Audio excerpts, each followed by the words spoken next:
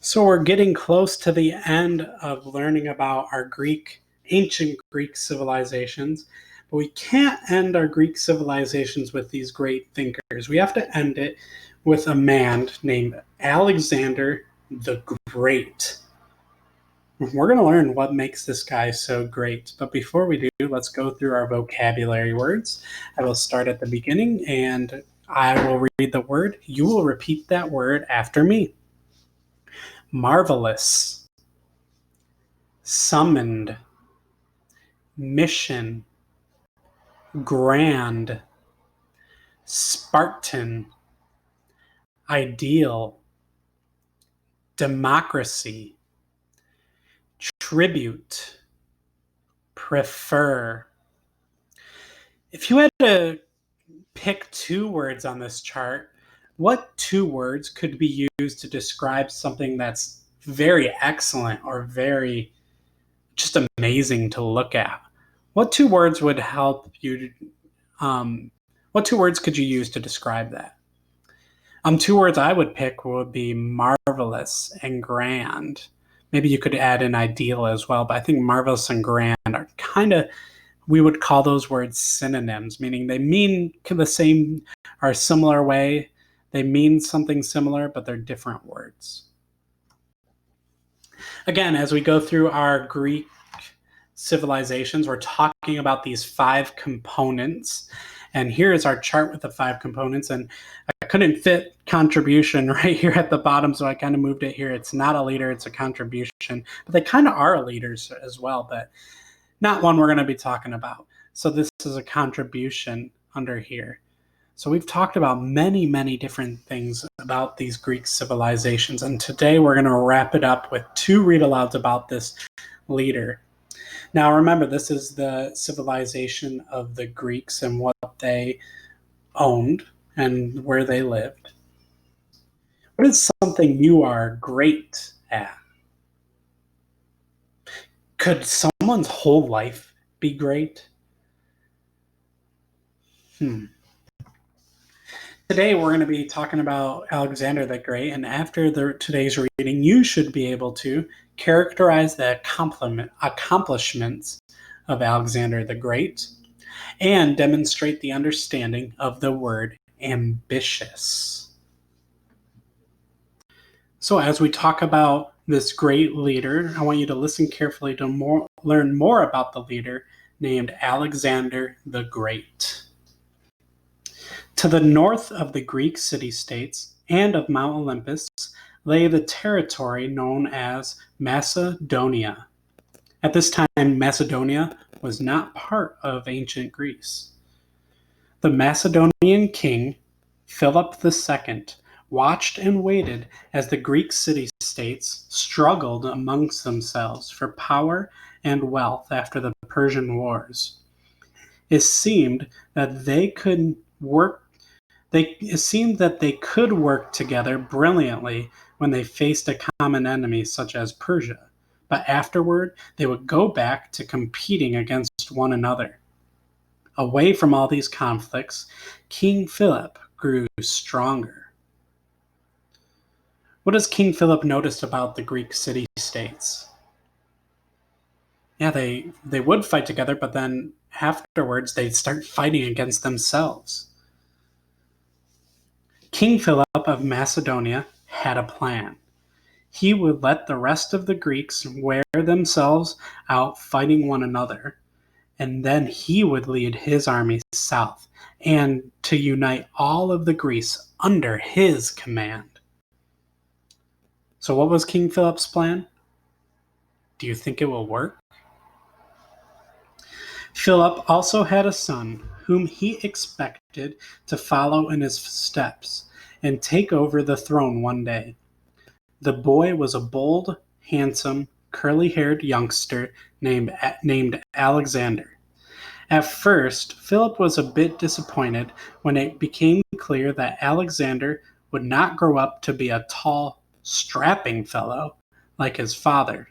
Philip wondered, how can someone Alexander's size become a great warrior and commander like me?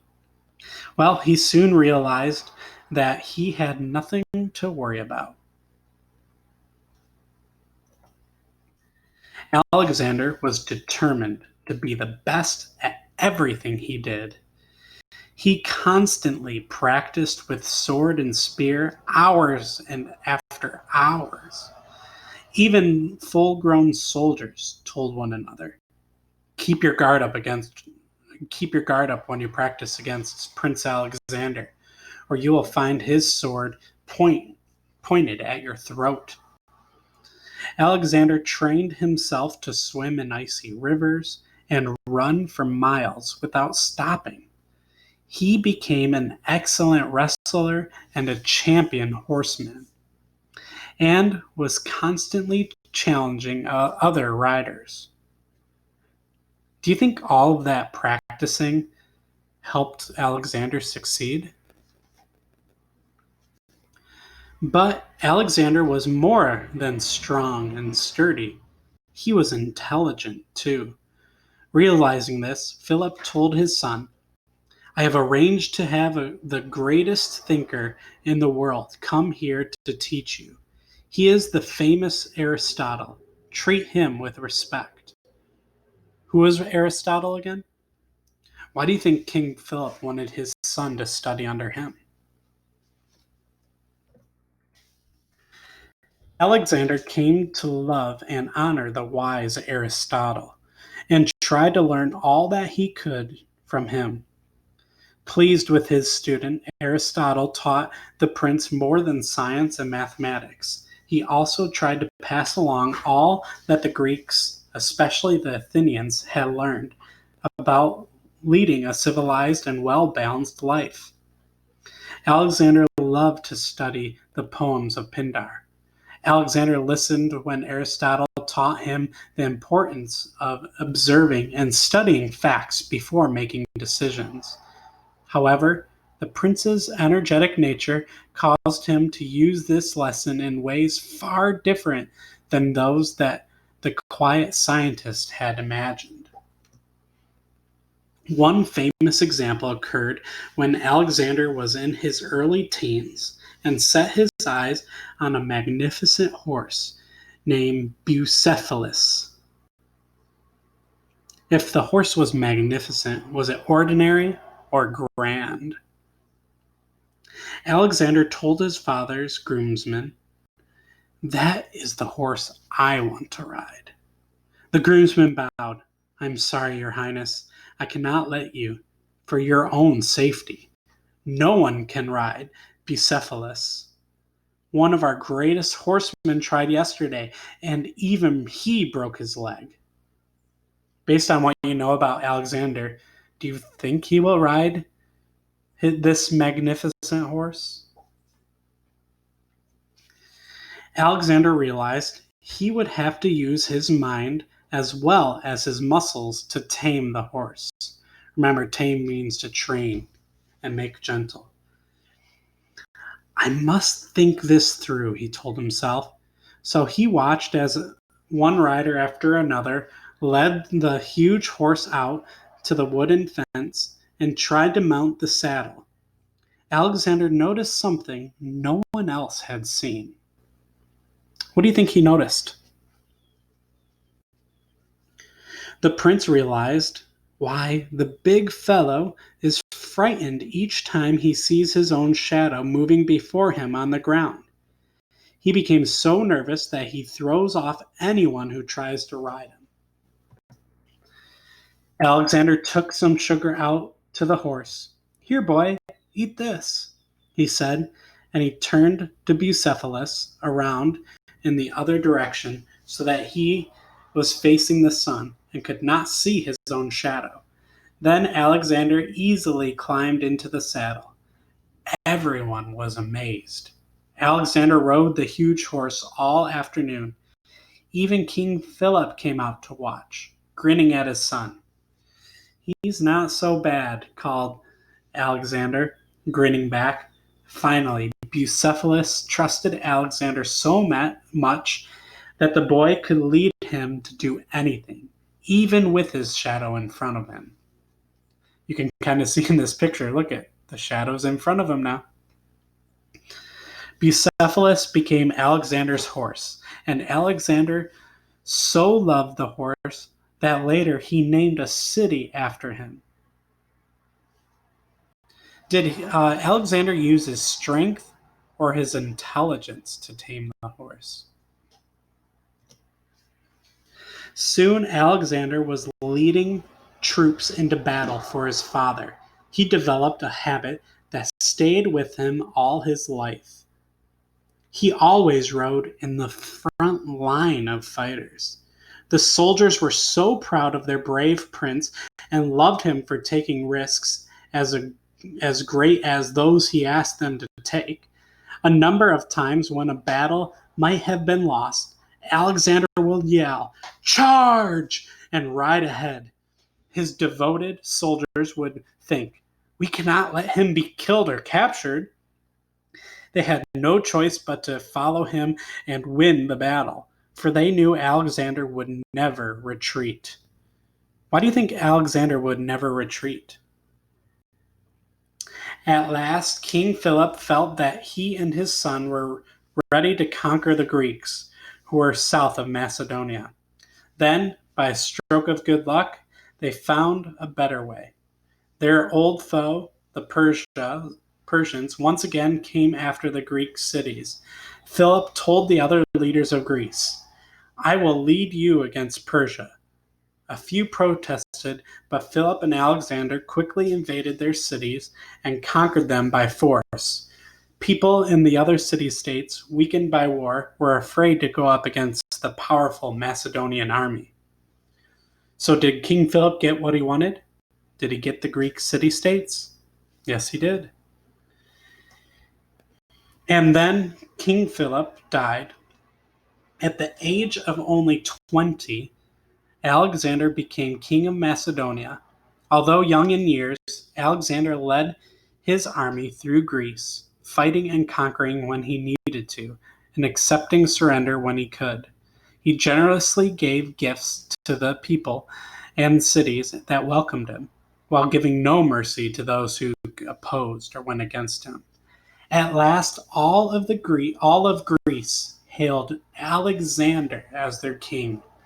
But Greece was not enough for this ambitious king. So if you are ambitious, you have a strong desire for success. What do you think what do you think ambitious King Alexander is going to do? He put one of his trusted advisors in charge of Greece and announced, "It is time to end the Persian threat once and for all, and to call Persia my own." With that, Alexander set out on his greatest adventure. Now that Alexander has conquered the Greek city-states, who does he want to conquer next? You'll hear about that adventure in the next read aloud. So who did we read about, and what do we know about him? What important lesson did Alexander learn from Aristotle? What observations did Alexander make about the wild horse Bucephalus, and how did he tame him? Now, why did Alexander's devoted soldiers think he was a brave fighter? Why do you think Alexander was and still is known as Alexander the Great? We heard about Alexander being this ambitious king. Say that word with me for our word work word for today. Ambitious. What sounds are the letters T-I-O-U-S making in this word?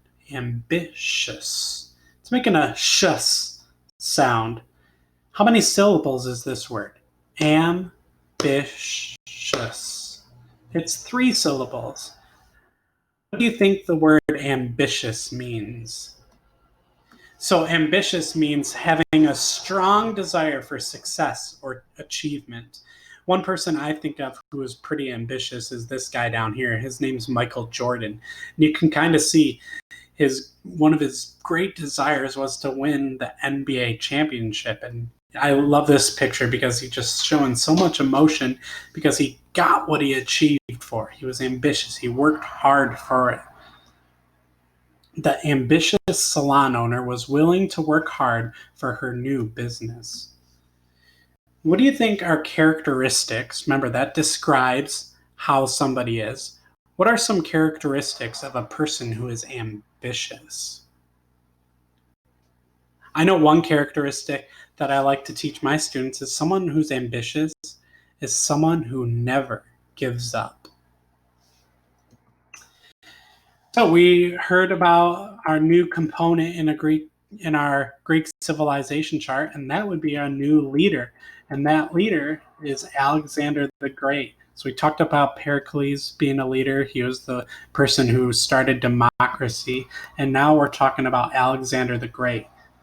Is it a democracy anymore? Nope, because Alexander was the king. I want you for your notebook page today, I want you to talk about one quality that made Alexander the Great a good leader. I know a couple of qualities that I heard one was when he was fighting, he would go first and show his bravery to the soldiers. So one quality we could say he's brave. Another could be he was intelligent. Remember when he tamed the horse? Another one could be he was diligent, meaning, remember when right at the beginning, he would always practice. He would never give up. He'd just keep on practicing. So those are the many qualities he had. I want you to pick one quality and write a sentence about Alexander the Great and one of his qualities. Again, we have one more read aloud left where we'll be talking about Alexander's greatest adventure.